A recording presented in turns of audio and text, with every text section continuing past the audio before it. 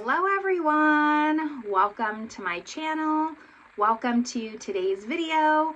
Today's video is going to be my monthly installment of Would I Repurchase. So I've been doing this series every month until I get through all of my palettes, randomizing 10 in the Tiny Decisions app, pulling them and telling you whether I would or would not repurchase them.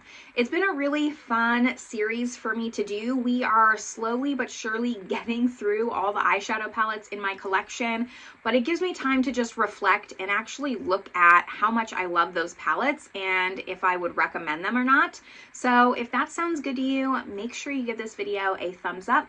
Subscribe if you haven't yet. I would love it if you stuck around, but with all that, let's just get started.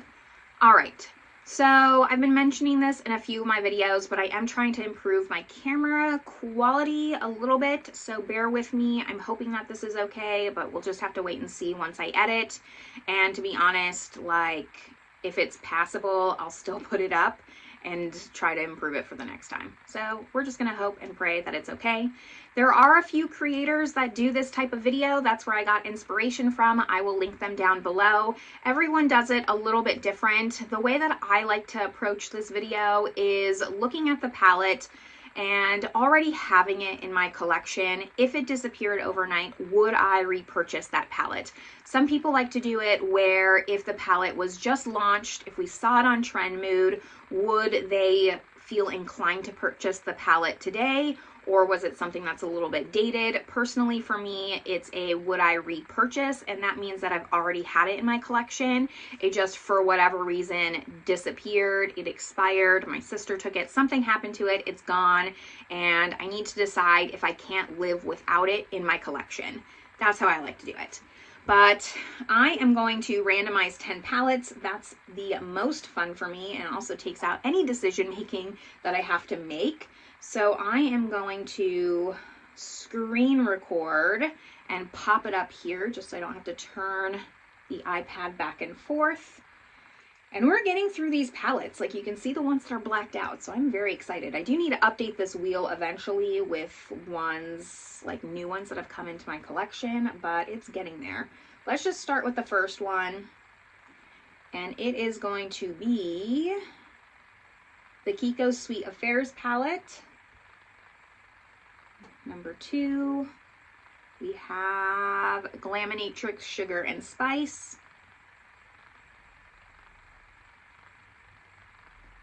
Number 3, Colourpop 1111. Number 4, NARS Orgasm. That's like a little quad.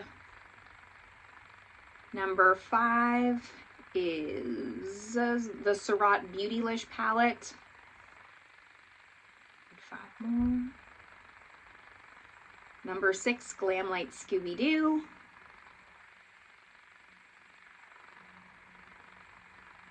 Kaja Mauve Bouquet. Number 8 is McGrath Voyeuristic Vixen.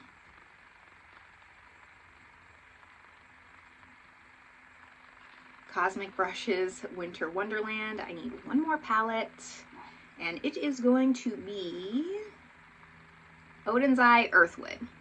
All right, so those are the 10 palettes. I'm gonna go find them, pull them, and let's discuss. All right, I have my palettes, so let's discuss. We're gonna go in order that they were pulled, starting with the Kiko Milano. This is the Sweet Affairs Guilty Pleasure Eyeshadow Palette. This was a holiday launch from them, and it's supposed to resemble, the whole theming was like chocolate bars. That's why it's called Guilty Pleasures. And I actually really like this palette. I would probably repurchase this. These are all baked eyeshadows, and they're so unassuming. When I pull this out, I actually reach for it quite a bit. There's just something about these shades that they go with everything. It has like staple mattes. It has everything you need for just a small compact palette, and I really like this. I know that they don't make this anymore. That's not part of the criteria. We're gonna assume that none of these are discontinued and they're readily available for purchase. I actually think I would repurchase this one. Moving on to the Glaminatrix Sugar and Spice. This was one of my first Glaminatrix palettes, actually. Unfortunately, it's my least favorite. I enjoy the special shimmers in here. This color story, though, I struggle with. I've mentioned it a few times. I know I have. This color story's tough for me. I'm interested to see how I do with it when I pull it into No Pan Left Behind, because I just started that series this year, and I don't know, it's gonna tell me a lot. I would not repurchase this, even though Glaminatrix is like a top 5 brand for me and I love their palettes. If this disappeared, I just don't think I would spend the money to repurchase it. There would be other palettes I would want over this. So I'm gonna go with no. I would not repurchase, which may shock a lot of you. I'm not saying that the formula is bad or anything like that. I'm just looking at it objectively of what I have, what I use, and this just wouldn't make the cut. It wouldn't be worth it for me to repurchase it, so I'm gonna say no. I'd rather put that money towards even some singles that Glaminatrix has. They have really special shades that they sell in singles. It's like their Glimmering Creatures collections. I really like that. I'd rather purchase those than repurchase this. Now we get into some Colourpop. We have the 1111 palette. Really, again, neutral palette. I'm a neutral lover at heart. And yeah, no, I wouldn't repurchase this. I mean, I bought it for the 1111 theming because I'm basic, but it's not anything special that I couldn't pull out into any other palette that I have in my collection. None of these shades are super special. Do really like this palette. I think it's good quality for Colourpop. I don't have too many Colourpop palettes that I've kept over the years, and I do like this one. But again, like objectively, this does not serve a special place in my collection, and I just don't think I would repurchase it. I'm just being honest. I have a feeling this round, looking at what I have, usually I get like a 50-50 split-ish. I have a feeling this is not going to be as positive of an episode, but that's okay. It's going to happen. Next up, we have the NARS Orgasm Quad. This is like $50, and I know that I purchased this because Mel Thompson did a review. She said they were really nice. I actually bought this one and like the Orgasm Extreme. I kept the Orgasm. Very similar, I would say, to the Charlotte Tilbury Pillow Talk Quad, but this is not worth the money, like, at all. I would say it's actually better than the Pillow Talk Quad. It has better shimmers if you like shimmers over mattes. But for $50, like, absolutely not. Buy an actual 9-pan from NARS. You'll get the exact same shades as these probably in one of those palettes, especially like their new holiday palette. I was really tempted by. These shades are probably in those. So I would not repurchase this. Definitely not.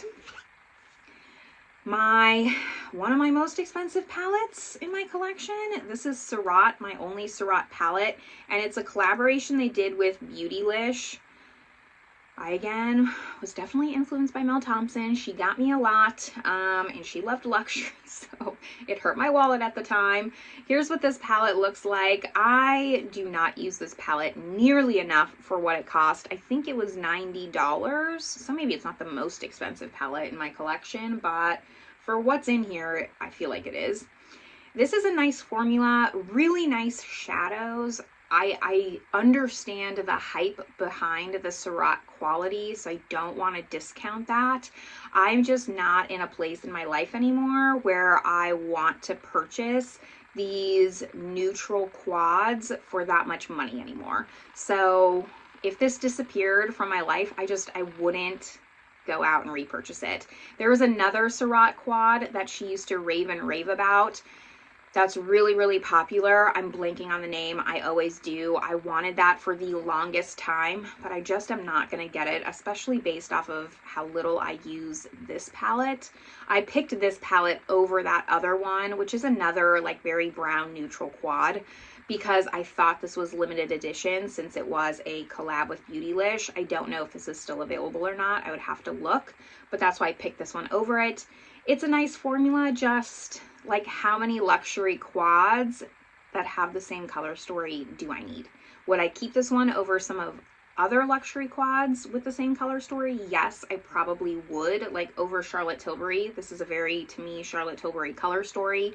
I'd keep this over the Charlotte Tilbury, but like, yeah, I'm just done purchasing these kinds of quads. I would much rather purchase like an indie palette with some special shades that's gonna challenge me creatively and save the money that I'm spending on just having 10 palettes, 10 quads that look the same, but I just have it 10 times over. Like realistically, I'm never gonna finish these shadows. I already have a large collection, plus the fact that I'm a slow panner. I won't finish these shades, and it's just not worth it for me to buy them like copy paste style. So I would not repurchase that.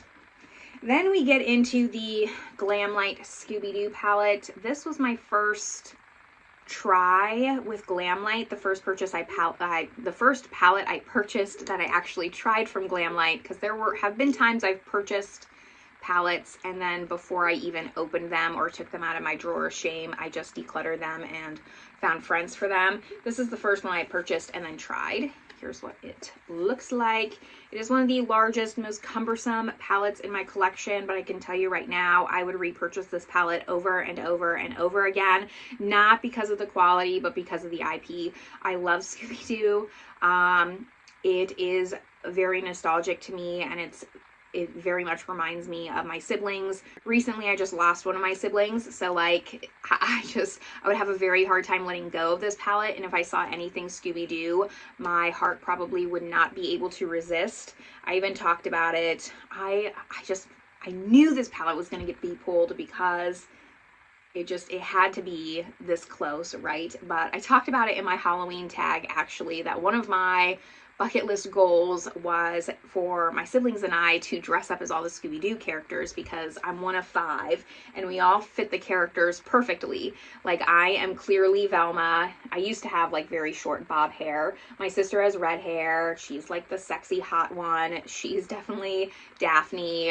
One of my brothers, definitely Shaggy. Like, it just was perfect, and it was something we had always talked about doing. We just never were like close near each other for Halloween to do it, and unfortunately, like, one of my brothers has recently passed, so I will never be able to do that. And that is just fate tempting me with this palette and trying to get into my head. So yeah, I would repurchase this palette over and over. It has nothing to do with the color story, it just has to do with the Scooby Doo.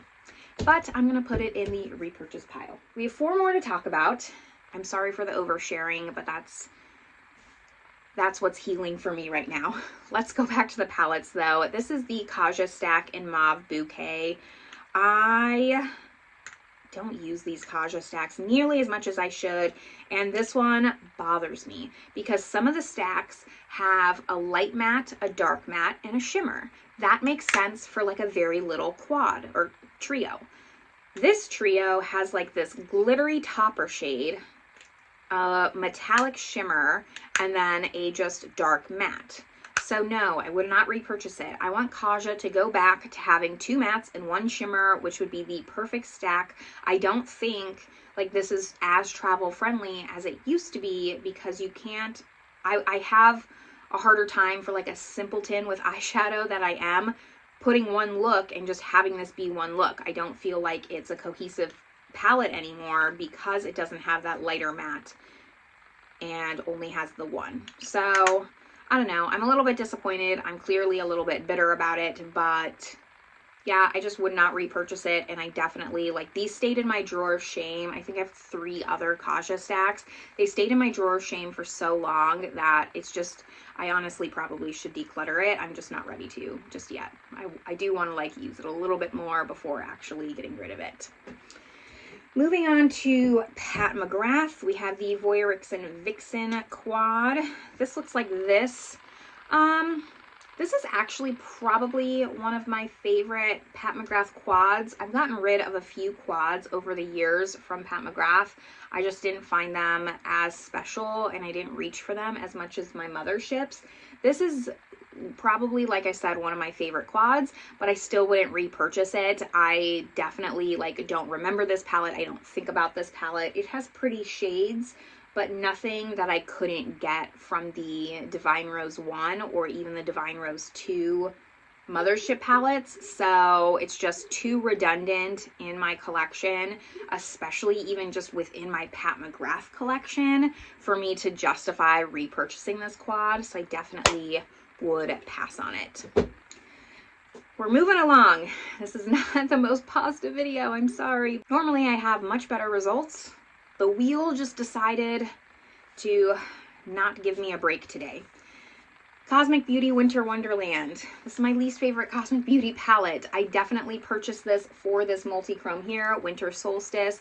I do not wear a lot of blue. Like, how many times have you seen me wear blue on my channel? Not a lot. And I can tell you that I definitely, when I'm filming, I know I'm gonna film, push myself with eyeshadow a little bit more. So if I'm not wearing it on camera, I can guarantee I'm not wearing it in my real life. I purchased this because at the time I just wanted to have all the Cosmic Beauty palettes. They are on the more affordable side, so it's an easy brand to just kind of collect them all, and this is one I definitely don't need. I'm keeping it around. I'm not ready to let go of it yet. It is a beautiful palette. Again, formula, fantastic. I would recommend this palette if you love blues. Just for me, this was not a smart purchase choice, and I know that, and I'm trying to improve that in my life currently, but it's already in my collection. I've seen Emily and Max, like, she has this shade in Pan Her Eyeshadows right now, so I've seen some really pretty looks that she's done. I definitely need to push myself with this palette. I've maybe used it, you know, twice. So when I do No Pan Left Behind again, maybe I'll re-fall in love with it, but that's the purpose of No Pan Left Behind, is to see what palettes I could potentially declutter. This is one that, like, my brain knows I should probably declutter this. My heart's just not ready, and for that reason, like, if it disappeared, I would not repurchase it. The very last palette we have is Odens Eye Earthwood. I would not repurchase this palette. I am very sad. I'm sad today for this video, but here's what this palette looks like. The formula in this is just bad. Like, this I wouldn't even recommend. At least Cosmic Brushes, I can say that the formula is good, and if you like the color story, you'd like that palette. This just is not special at all. The matte formula is so patchy, and it does not take a lot to impress me with eyeshadow formula. I'm not someone who really notices that much of a difference between formulas.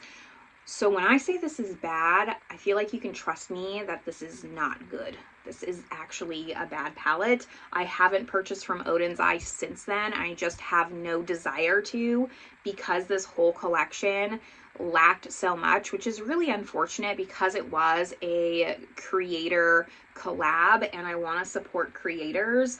But at the end of the day, I just don't feel like this had the quality that Odens Eye has had in the past. And for that reason, I would definitely not repurchase it. And those are 10 palettes. So let's summarize, shall we? There are 2 palettes that I would repurchase, the Glamlite Scooby Doo and the Kiko Milano Sweet Affairs palette, which not a lot of people know of, but this is a great palette. I really, really enjoy this.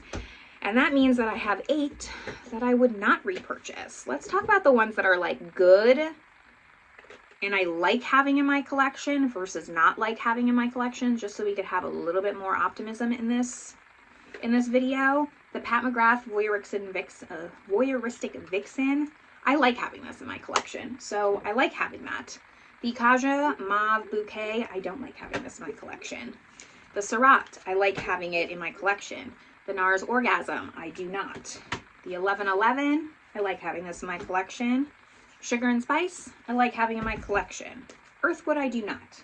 And then Cosmic Beauty, Cosmic Brushes, I know I keep going back and forth. I like having this in my collection. So that's, out of the 8 palettes I would not repurchase, 5 of them I at least enjoy having in my collection. I have no complaints about these palettes. I just would not repurchase them. 3 of them kind of make me mad, and I should maybe declutter if they're giving me negative emotions like this. But I'm not going to just yet. I think I'm going to wait a couple months, Last year, I kind of decluttered on site. When I just saw something I knew I wanted to declutter, I decluttered. This year, my strategy, I think, is to try and play around with as much of my makeup as possible. And in 6-8 months, like towards the end of the year, go through and do a collection declutter. I think that's what I'm thinking. So I'm going to hang on to those for now. Those are my 10 palettes going over in my collection though. I do plan on continuing on this series once we get through all of my palettes and going through all the ones that I would not repurchase and maybe doing more of a chopping block series. That sounds really exciting to me. I love doing these videos. They're not the most popular on my channel, I'll be honest, but I really enjoy doing them, so I'm going to continue doing them. Anyways, this is where I'm going to leave you all. I hope you're having a great one.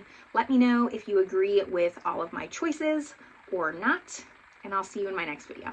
Bye, everyone.